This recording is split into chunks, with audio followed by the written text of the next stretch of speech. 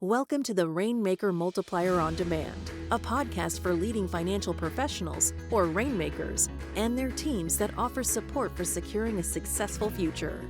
From marketing help to staffing structure, listen and subscribe for actionable insights from advisors and skilled professionals alike. And welcome, everyone. As always, just a big thanks to two of our guest baristas on, one of them's on so far, Chris Cordoba. I think, pretty much everyone at C2P knows Chris out of California Retirement Advisors, and David Roth is having a little bit of technical difficulty getting in, but he should be joining us here shortly from my team at Alison Wealth Management. And today we're going to be talking all about how to deliver five-star client service. And I know these two are great subject matter experts on this and just do a really good job. And of course, reputation is everything. I remember reading the book years and years ago, The Service Economy. I think most of us have probably read that just talk about how to continue to differentiate ourselves. And so, Chris, thanks for jumping on. And I see David now. David got in. Good to see you, David. Yeah, good to be here. You even put on a collared shirt, David. Yeah, wow. Special day. Impressive. You did that to just wow the audience here. Again, thanks everyone. Chris, I want to just kind of kick it off. And as always, this is interactive. Please share any thoughts. If you have any good ideas, this is where we all truly learn and get better. But, Chris, I know this is a topic you're passionate about. You've done a great job in your business. I want to kind of ask you, what is like an obvious question. It's like when we ask our clients, why are you concerned about running out of money in retirement? But I want to hear your perspective. Like, why is this topic so important to you? And then I'd love to share and hear some things that you've done, in your business from an implementation standpoint. Thanks, Dave. It's a privilege to be here. I know probably everybody on here provides great service. Otherwise, you wouldn't be here. So I'm humbled to be invited. And admittedly, I'm aspiring to be even better every day at providing better quality service. And we're not there yet. We're not where I want to be. But the reason that I stay motivated on it is from a business perspective is really just, if you think about what quality service can provide, it really is a very great opportunity to differentiate our businesses from everybody else. I mean, what's your unique ability? What's your unique factor? And there's so many, it's so difficult to provide that. But if you're providing great quality service in your own unique way, whatever that might be, you automatically differentiate your business, I believe. It's also helpful in retaining business. You know how hard it is to get business in the door. What a bummer to see it walk out the other end if you aren't providing service, especially because of poor service. And then ultimately to help stimulate referrals from your existing clients, which I believe is the best way to grow your business. So ultimately help you grow your business that way. At the end of the day, I think from my perspective, I also stems at the core from the way I was brought up. A Hispanic family, you come to our house and my parents are very gracious, always a ton of food on the table. We want to make sure everybody has a great time. And I think about my business that way too. If you're coming to my business, our company, we want to make sure that people walk away with a great experience all across the board, because I want them to create, I want them to talk about that to somebody else and really walk away with a smile on their face. That's awesome. I love that, making sure they're having a great time. David, where do you start when kind of applying great service? Is there any like important concepts or anything you think about? Yeah. So, I mean, one thing that's really, I've thought a lot about this and it's been really ingrained into me is a key thing is to really want to provide excellent customer service for your clients. And that sounds really obvious that you want to provide that. But if deep down, like you have that as a motivating factor, everything else comes so much more naturally. You just say, I really want to provide the best customer service. Then you're thinking about that every day, every week, every interaction. And you kind of have to remind yourself that you want to do that. But just as a core kind of ethos or feeling, that's one that I always draw back to. I love that. And almost like verbally saying it out loud before you're going to go into a client meeting or serve them, because again, it's the reminder of it. Like we all get so busy day to day, but almost just saying it out loud is just a great refresher. Yeah. So Chris, talk about, you have this 4 seasons approach, as you call it, kind of what does that entail and what does it look like? Sure. Really, that kind of stems a little bit from just to a small degree studying hospitality. I think you can learn a lot from studying hospitality, whether it's the Four Seasons or the Ritz-Carlton, but they all have different elements to offer. And one of the things I just always recalled about the Four Seasons experience And you got to remember, this guy, he started this hotel chain in it wasn't even a hotel, it was a motel in Toronto now a long time ago, and has built this to an enormous empire here with over 100 properties amongst like 40 different countries or so forth. But I thought of it knowing that we were talking about this today, and I wanted to read a quote from something that he said at a address to a bunch of Stanford graduates here. And here was his quote. He says, "The outcome in our industry normally depends on the frontline employees, doormen, bellmen, waiters, maids, the lowest paid people, and often in too many companies, the least motivated.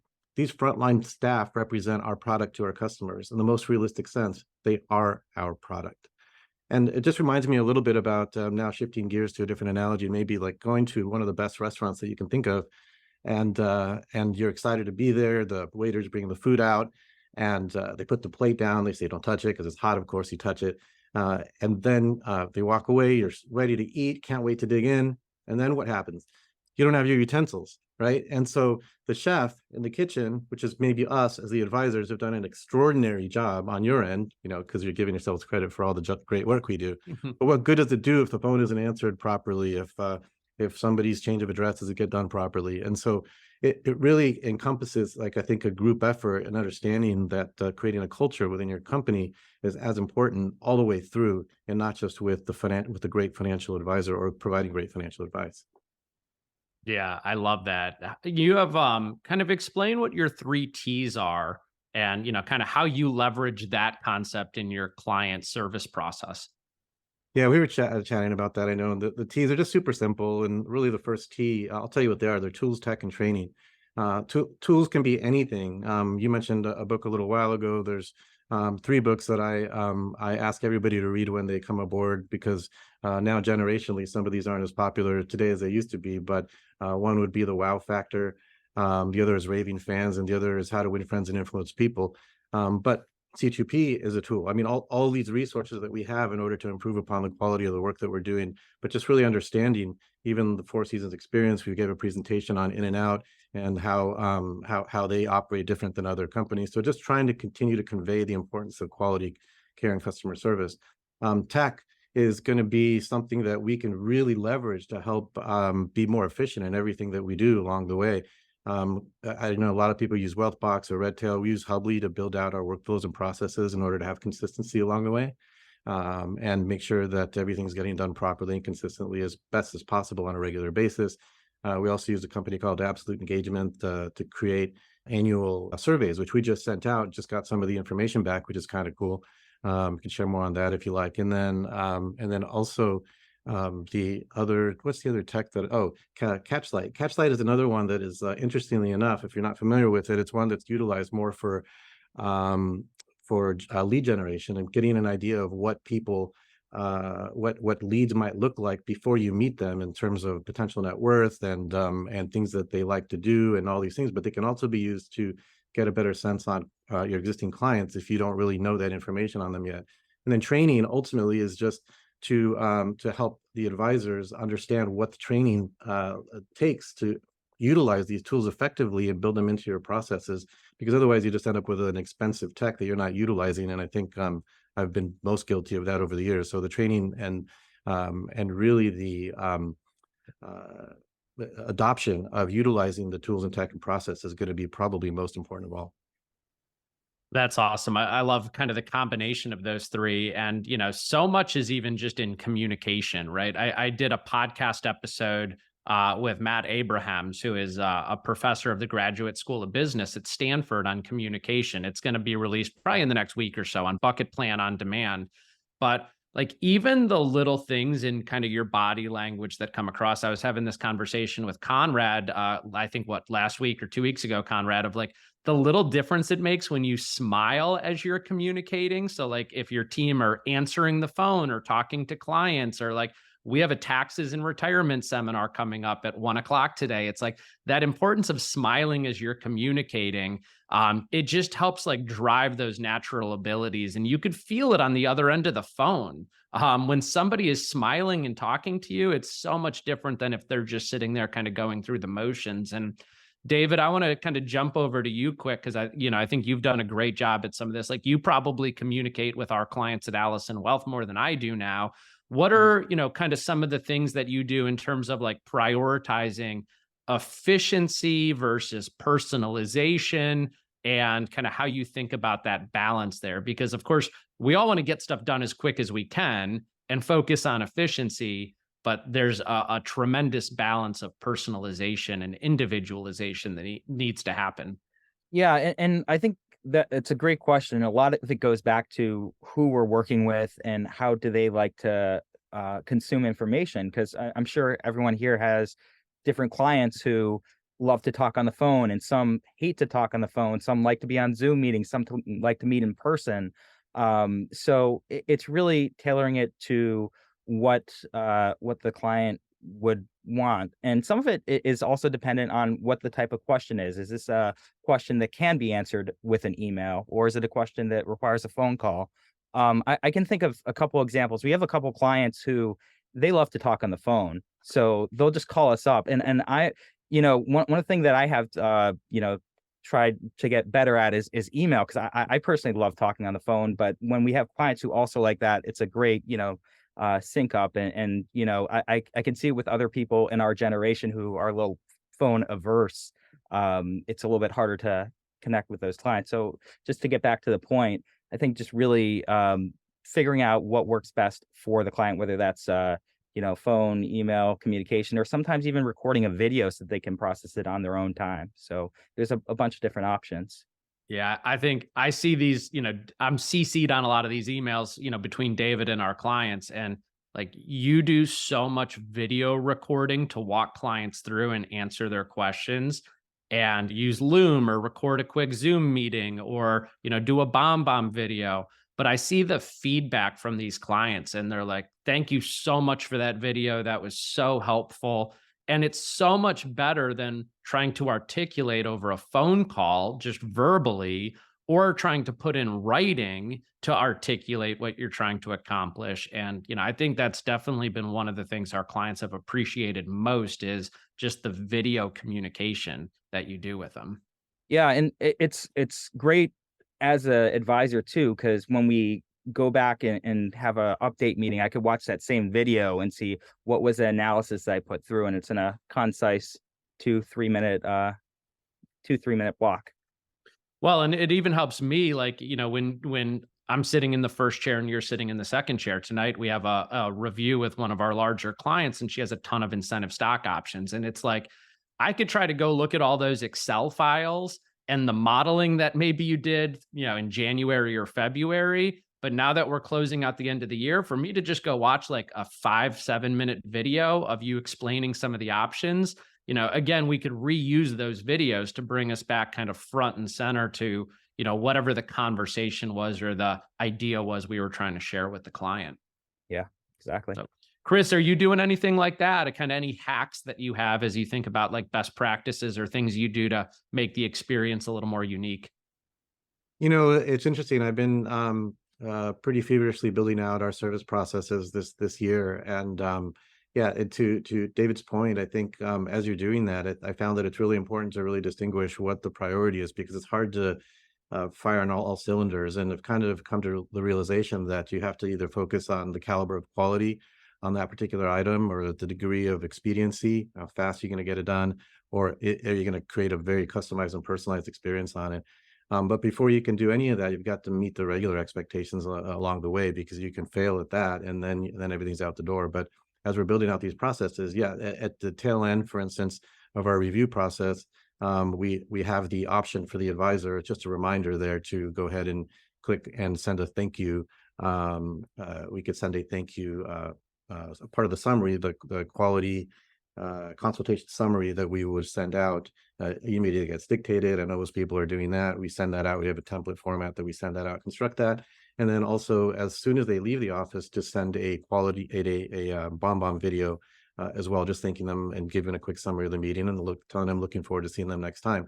In addition to that, however, in case somebody doesn't have the opportunity or there's something happening in their life, we utilize Cardly, where you can use Cardly to do a handwritten note or card in anything, sympathy, congratulations, anything.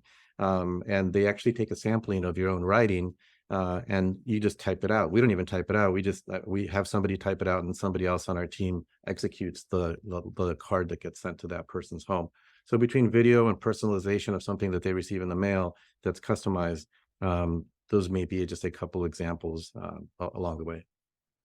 Yeah, I love that. And we do something very similar. Again, it's about delegation and dividing and conquering based on, who has time to do what also. So when we finish a meeting, Chris, just like you and David and I are in that meeting, I will do a quick thank you bomb video. Stole this from Greg Dillon. He's actually going to talk about it a little bit next week at the retreat in Orlando that we're doing.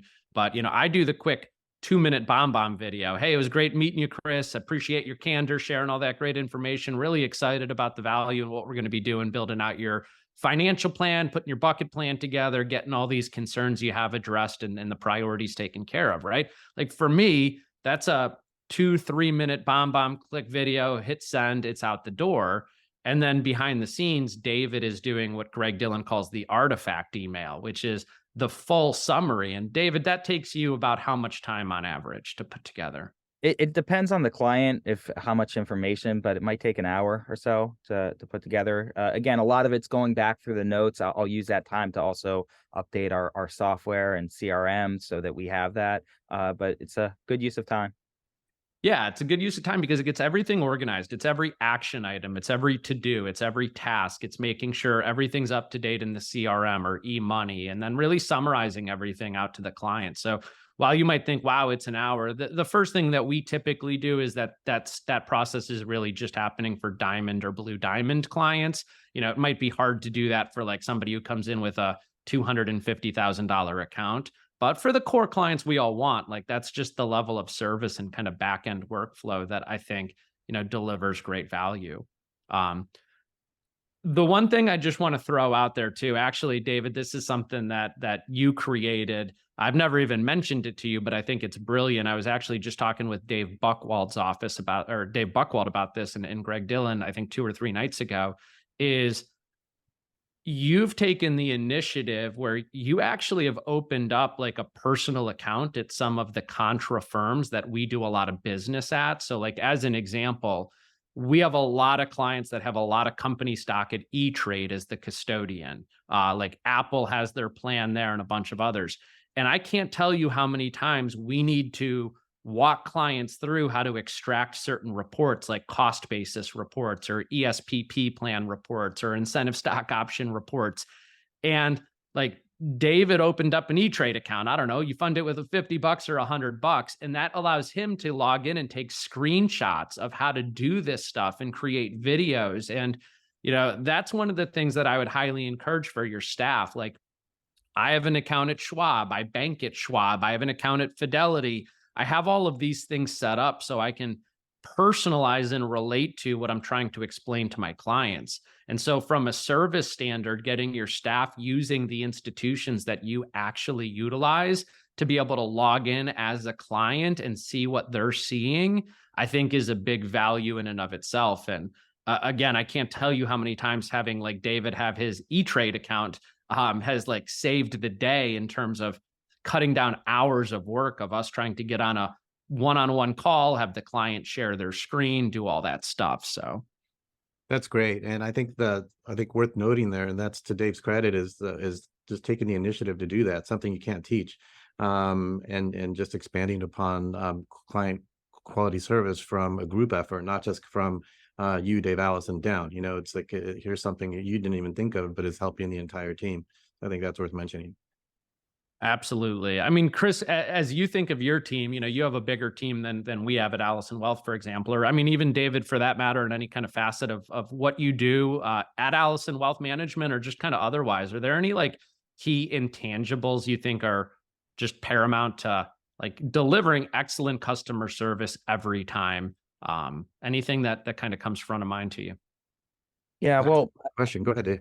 Yeah, some people might not like me for saying this, but I'm from New England and we have like the Patriots up here, and Bill Belichick is famous for saying just do your job, and it's an intangible of just getting everything done and following the bucket plan process. going through there. Well, I guess that might be a little bit more tangible, but just the kind of intangible that, you just got to get things done. That baseline of doing things and doing things well is really takes you, I'd say, about 95% of the way.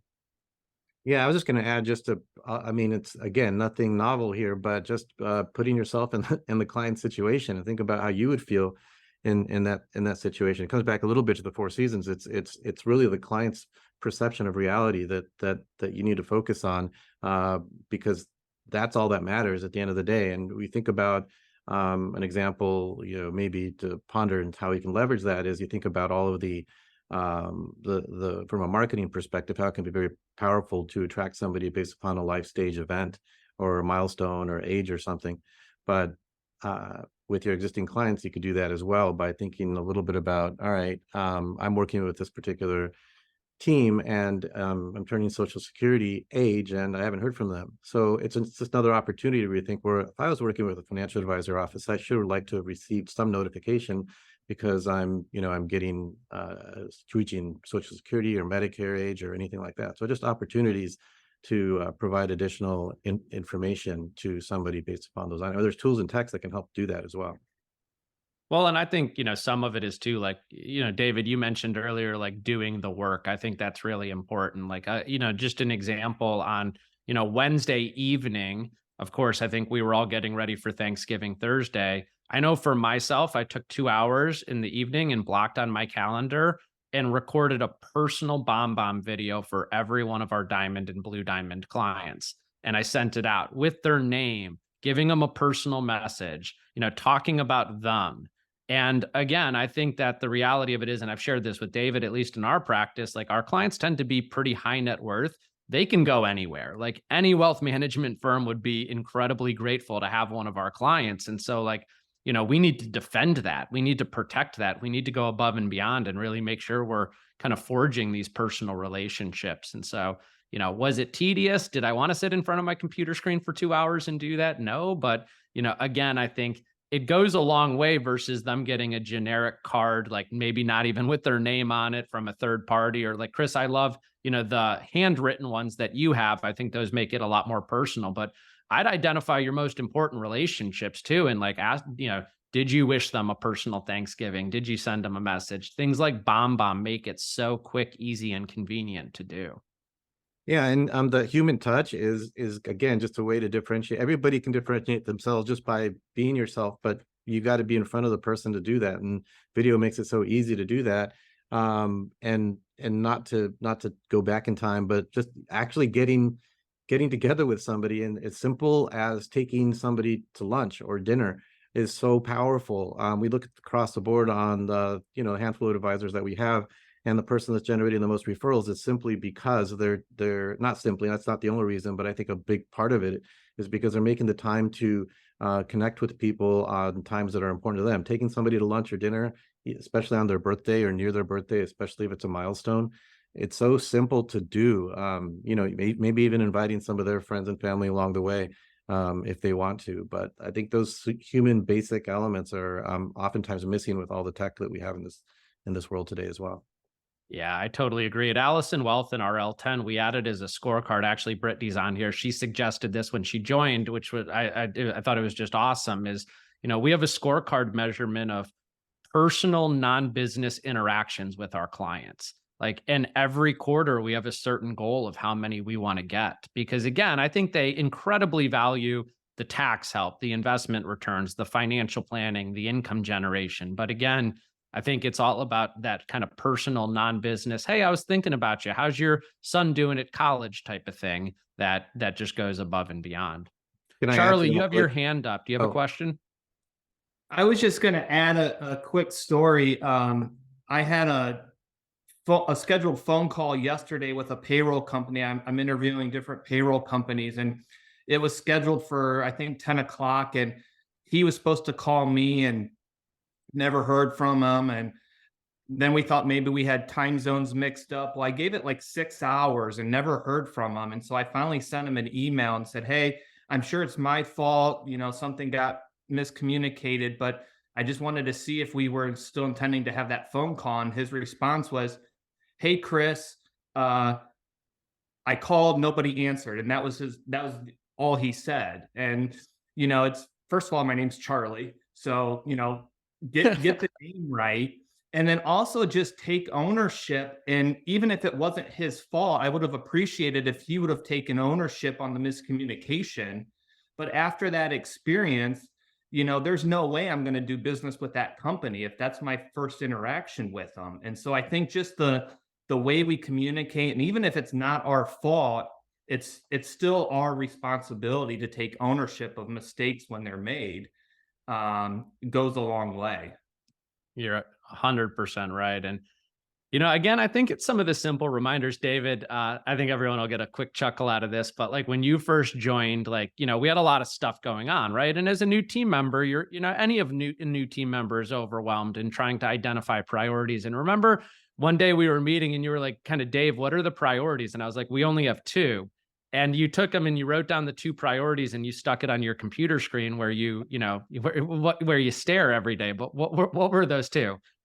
Bring on new AUM, service clients. That was it. And actually, not only did I stick it there, I wrote it down every day for about a year. And again, just going back to, if you think about those two things, you want to bring in new clients, and when they're in, you just want to provide them excellent service. I mean, it's really simple to follow. And if you think that's my only goal, you say, did I bring in new AUM today? Yes. I brought in new clients. I brought in new assets. Did I service them and do the best job I can? Yes. Okay. I did what I'm supposed to do. We complicate a lot of things, but it was funny. He was like, oh, well, that makes it easier. I said, so is everything you're doing throughout the course of the day either to bring on new AUM or to service the heck out of our existing clients? Like, if it's not one of those two things, we're probably not focused on the right activities. That's awesome. So anything else? Any other kind of insights as we close out here? I'll just add one more, and this goes into a lot of the things that we said, but I was, again, before or after college, I worked in a customer service job at a high-end club. And one of the things that one of the managers said that really stuck with me is the key of good customer service is identifying and solving a need before a person knows that they have it. And so you can translate that into almost anything, whether it's financial planning, if they're going to be at Social Security age, or I think, Dave, with our high net worth clients, where we're finding a lot of value is bringing in the estate planning, because that's an area where I feel like we could see a need, identify it before a client does. So it might be different to whatever your world is, but that's really a concept that I think translates really well throughout. And I'll add, I think just as to sum it all up, if you're doing this stuff, it's fun. I mean, you can have fun doing this and impressing upon people and having them talk about the things that you've done and how well you've serviced the heck out of them, like you said. And I forgot what you called your scorekeeping that you're doing with your team there, Dave, but that's great. I love that. I'm going to take that idea. But it also reminded me, again, coming back to the hospitality philosophy, where with Carlton, they would have a lineup every day, and essentially they would go through the lineup and just give everybody an opportunity to discuss how they wowed somebody the day before. And we were doing that during our Monday morning huddles at 8:45. We got away from doing that, but that was great. And now it just reminded me I need to do that again.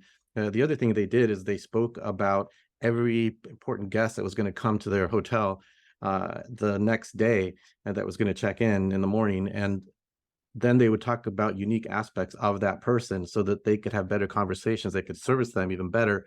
And knowing about, the manager would basically go through and talk to them and share with them what they needed to know about to provide a better experience. I think we could do that in our own service business as well. Yeah, I love that. I mean, at the end of the day, I think we all know people want to feel like a person and not a number. And I think the more personalization, like going back to my Thanksgiving videos in Redtail, we track the date everyone became a client, and it automatically calculates the years and the time. And I'd pull that up right before I'd record my video, and I'd be like, hey, Pat and Cheryl, just wanted to share on this Thanksgiving how grateful we are. Can you believe it's been 7 years since you became a client? Think about all the things that we've done over the last 7 years, and like share personal stories of what you've done. And like, again, I think for your blue diamond clients and your diamond clients, like what is a better use of your time than being able to kind of build that personal connection and use like events like Thanksgiving or holiday time to reflect upon it. So With that being said, Chris, David, thank you so much. Thanks for tuning in. This podcast was brought to you by C2P, an organization whose purpose is to educate, train, grow, and support holistic financial advisors so families can achieve true prosperity. Never miss an episode by subscribing now to discover new resources and strategies. Visit C2PEnterprises.com to learn how we can help scale and secure your business.